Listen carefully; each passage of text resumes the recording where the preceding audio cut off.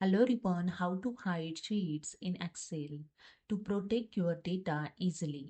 So let's see step by step. So here you can see in this Excel file there are two sheets available, sheet number 1 and sheet number 2. So here I'm going to hide sheet number 2. So simply right click on the sheet number 2 and click on the hide option, and that's it, your sheet number 2 is hide. To unhide sheet number 2, so simply right click on the available sheet and click on the unhide, and here the small dialog box is open, unhide. Select your sheet. After that click on OK, and here you can see the sheet number 2 is unhide. And the second way to hide sheet, click on the sheet name, and here I'm going to hide sheet number 1. Go to the Home tab.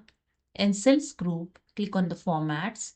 In Visibility, in hide and unhide option, click on the hide sheet, and that's it. Here you can see sheet number 1 is hide.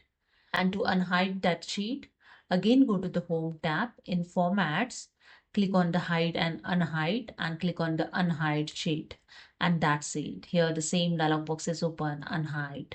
Select your sheet and click on the OK, and that's it. Here you can see sheet number 1 unhide. Hope you understood. Subscribe the channel. Thank you.